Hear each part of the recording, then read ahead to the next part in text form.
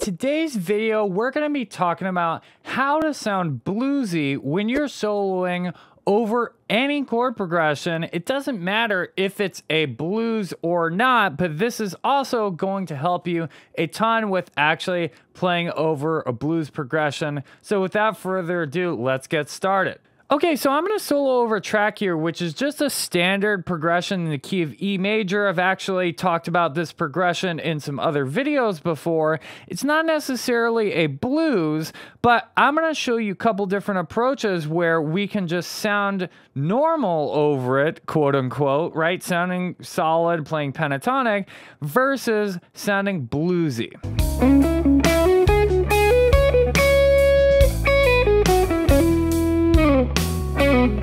So everything that I just played there, it sounded pretty normal, standard. I was using the E major pentatonic scale in that solo. And now I'm going to take another little solo and I'm going to add in a couple of other notes and some other techniques that's going to sound a lot bluesier, and we'll talk about exactly how I'm doing that.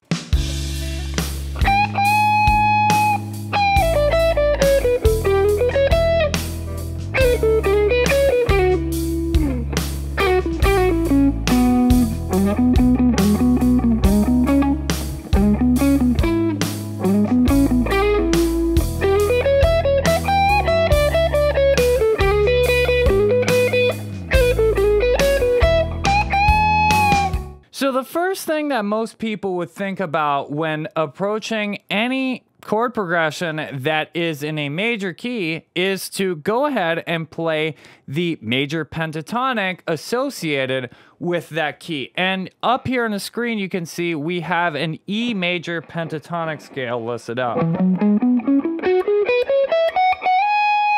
And this is kind of that major pentatonic box, and I just added one more note up there because it's a very useful note to grab extra from this particular box pattern. So that's really what I was doing in the first solo that you heard. I was almost exclusively sticking to this E major pentatonic box pattern. Now, what was the difference when I started to go ahead and play the, quote, bluesier sounding solo? I want to address something that you may hear from people, which is that you have to mix the major pentatonic scale with the minor pentatonic scale. So the idea here would be, okay, well, if I want to sound bluesier, I'm just going to play E minor pentatonic over this chord progression instead of E major pentatonic. Now, that is actually a decent starting place to think of, but there's a little bit of a problem with that. And actually, let's go ahead and let you listen to it. So I'm going to play over that same chord progression, but now I'm actually going to use the E minor pentatonic scale actually exclusively, and I want you to think about how you think it sounds.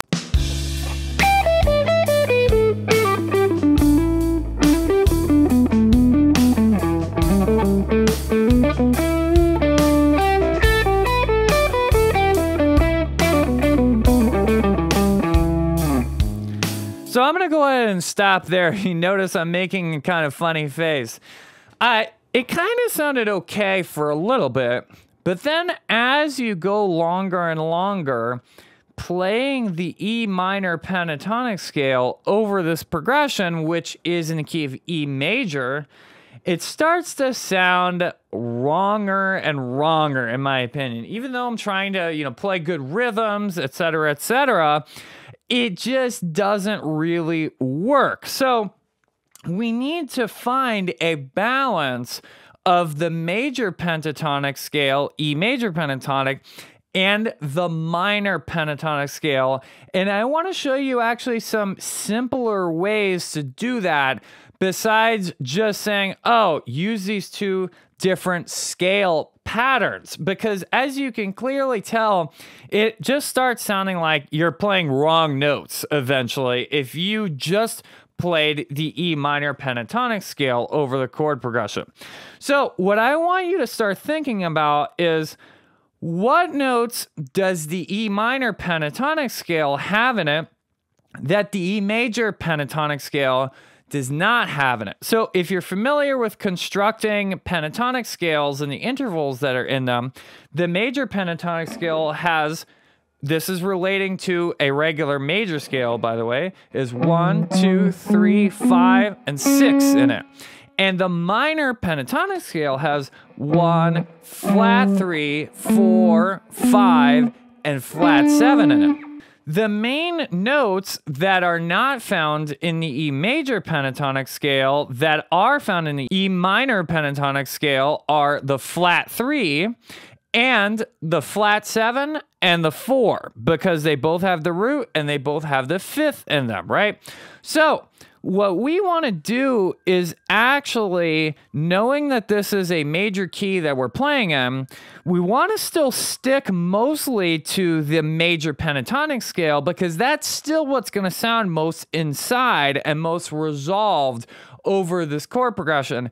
But we're going to borrow some notes from the E minor pentatonic scale and actually blend them in with the E major pentatonic scale. So for example, right here, this E is your root, your F sharp is your second, and your G sharp is your major third. Well, right in between that, you have a G natural, which is the minor third, okay? So for example, you can play a lick that sounds like this.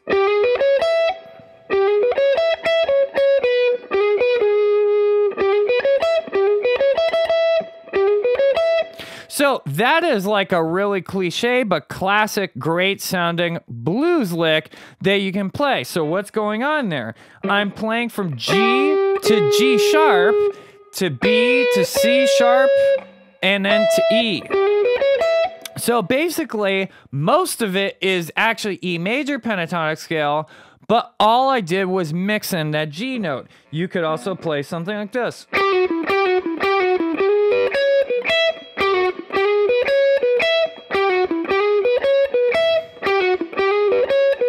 So now in this case, I'm going from G down to F sharp, down to E, and then doing that same move again. So you can obviously change the rhythms, you can change little bits and pieces of it, but it's sort of the concept that I want to use that minor third, but here's the key that makes it sound really good, is when we pair it with one of those notes that's right next to it. So either the minor third going down to F sharp, and then going up to the major third, or pairing that minor third with the major third.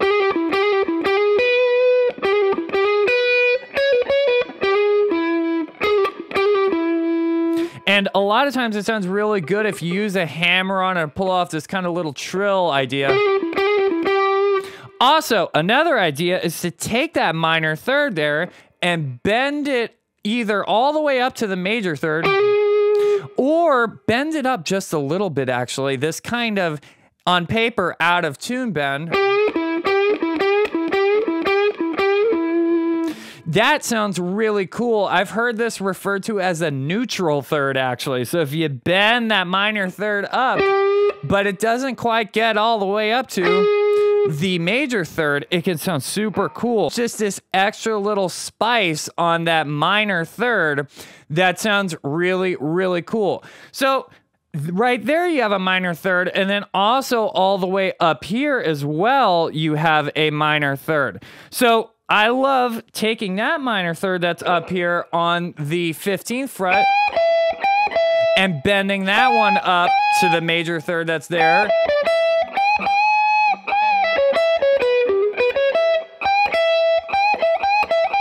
Very, very cool blues sound. Or it's a little bit like less natural for me to do it, at least, on the F sharp that's down here in the 11th fret of the third string.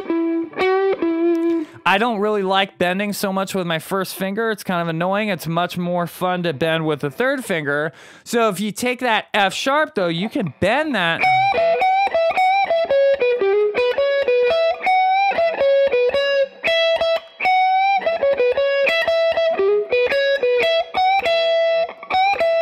And bend send it up to the minor third. So I'm just taking that F sharp on the 14th fret. It sounds super cool, super bluesy to do that. And again, I'm actually just playing it over any of the chords in this progression. The progression was C sharp minor to A to E, but it doesn't really matter where you play. It's still going to sound bluesy. The whole idea here, actually, guys, is that we're technically playing, you know, according to traditional music theory, we're playing wrong notes. Does it matter? No, it sounds cool. Our ears tell us that it sounds cool. So step number one would be just adding in that minor third and messing around with it. Last place that you can find it in this position is you can find it right here. So it sounds really cool if you go...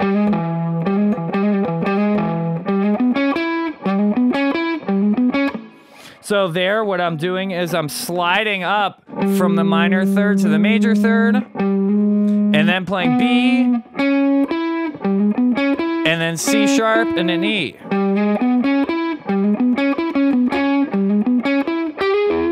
And then obviously mixing these things up can sound extremely, extremely cool. There's one more note I want to talk about, which is adding in the flat 7 from the minor pentatonic scale. The flat 7 is D natural. So again, normally if I was playing over this and I didn't want to be bluesy, I would just be like thinking, oh, let me play the whole entire E major scale, and I'd be playing like the natural 7, which is D sharp. So I'd be playing something like this.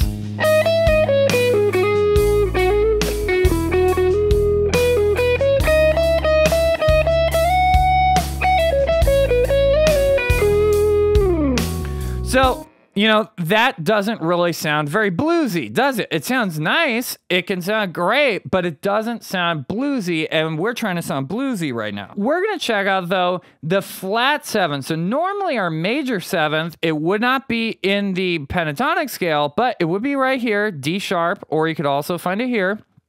But we want the flat 7, which is D natural. So you have a D natural there, you have a D natural here, and then you actually have one here. It's very easy. Just think of your root, okay?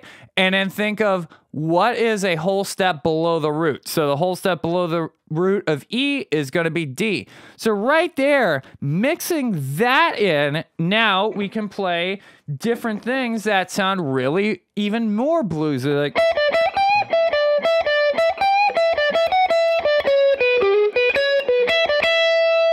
So there, I kind of did that same move from before where I went like this.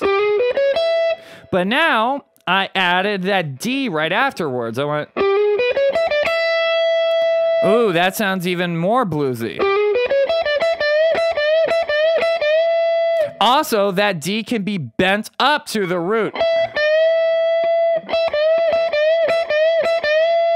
You can do all kinds of stuff wailing on that flat 7. And then, of course, right here. So here I'm playing that E on the 14th fret of the D string and just going down to the flat 7 right below it.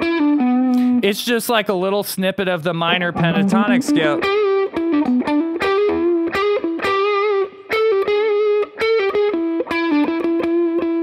So, again, though, the thing about this is that if I just played that, if I played almost any of these notes, these blues notes, the flat 3 or the flat 7, and I just sat on that for a long time, it wouldn't really sound very good. Like, let's check that out just so I can prove that. Look.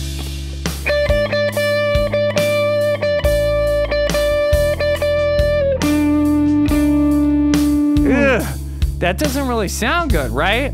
But when I put it back in the context of the major pentatonic scale,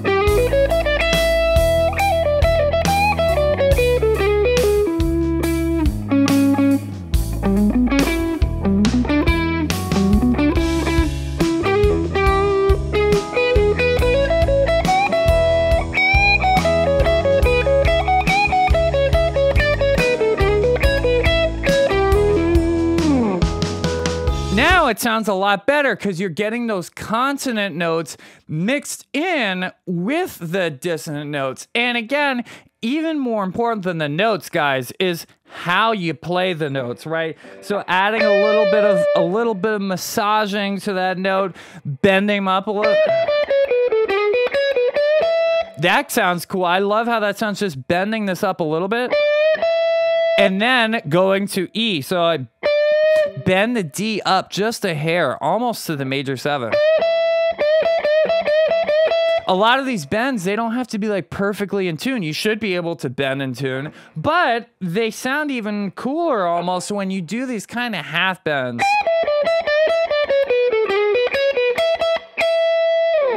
Super cool sounding stuff. So those to me are the critical notes when I'm playing over anything. If I just start adding those in a little bit here and there, now all of a sudden I start sounding really, really bluesy.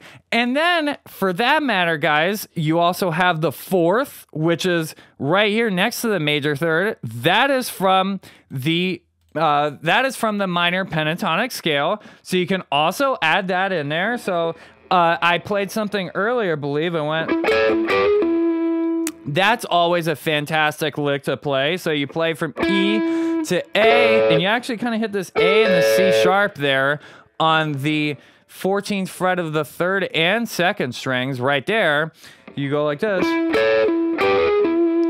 You can just throw that in. Yeah, it's technically like wrong notes or whatever, you know, who cares? Because eventually I'm just going to go back to playing. I can always just go back to playing that major pentatonic scale. So again, it's not necessarily like, oh, I'm going to play minor pentatonic now, and now I'm going to play major pentatonic. No, that doesn't really cut it. That doesn't really sound legit. It's more like, I would say, 80% major pentatonic, and then adding in these key notes from the minor pentatonic scale, and using some good sounding techniques with the left hand, getting some nice little bends and some little massages, and pairing these notes, by the way, with a note like a buddy note. So to me, like the major 3rd and the minor 3rd are like buddy notes. Most of the time, if I play that minor 3rd, I'm gonna end up going to the major 3rd very shortly after. Or going down to that major 2nd there, the F sharp, right? And also, by the way, a great sound is using the flat 7 and the 6. And also, by the way, you can bend up some of these notes from the major pentatonic to those minor pentatonic notes, like bending the C sharp up to D. So that is a lot of stuff that you can actually get a ton of mileage out of just adding in those couple of notes. By the way, one other note that I really like to use, it's a little tougher, and this one is not in either of these scales. The flat 2, F. So in between the root and the 2nd, if you add in that note there, the flat 2, you can also add it right here. And you can also add it even right here. I wouldn't probably most of the time play it on the low E string like that. But you can eventually just add in like literally any note you want. And if you pair it properly with a quote right note, you can use that. So you can use the F note here.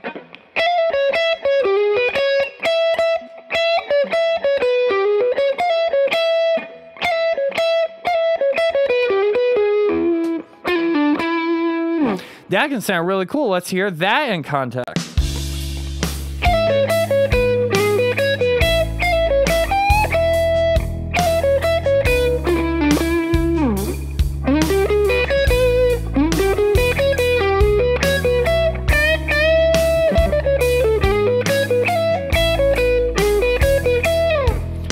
So all of a sudden, I'm using a completely wrong sounding note, that flat 2, but it sounds really cool because its buddy, the root, is right there. Or you can even slide up. You could even slide up to the 2nd too. Slide from F to F sharp. Let's see what that sounds like.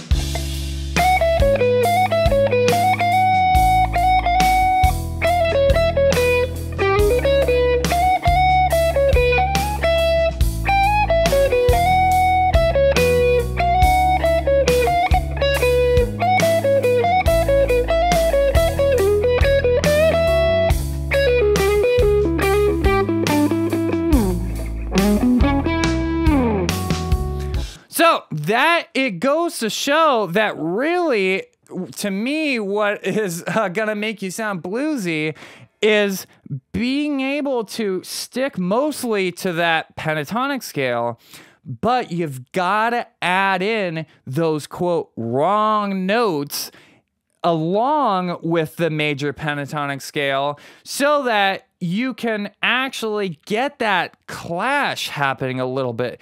That's kind of the cool thing about that blues sound is it's mixing major and minor at the same time, but you always know how to get back home. So in this case, that F, though, isn't even found in either of those scales. It doesn't matter. You can also use, for example, the flat 6, this note in between B and C sharp. You could use that note.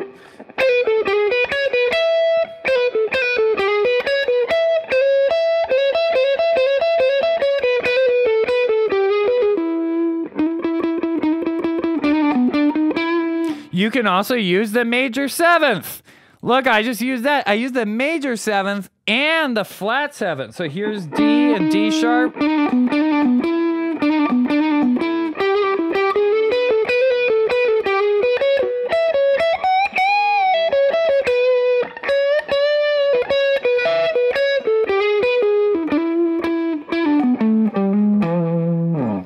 So, guess what, guys? You can just use all the freaking notes, and then you can use the flat 5 too. The flat 5 sounds really cool, by the way. Let me show you. This is a great lick that I like. This lick.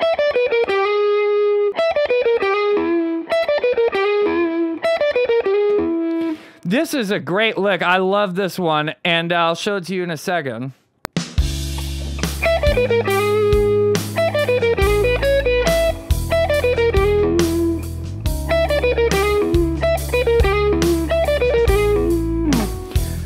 So this is a freaking awesome lick that I absolutely love, and most people wouldn't think about playing these notes in this order. So you play E, D, B, B flat, and normally when people do this, if you're familiar enough with the blues scale, they would go...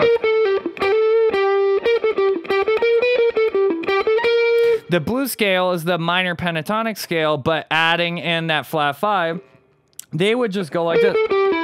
No, but what you do is you play E, D, B, B flat, straight down to G. And then you slide up to G sharp, which is the major 3rd, and then down to the root.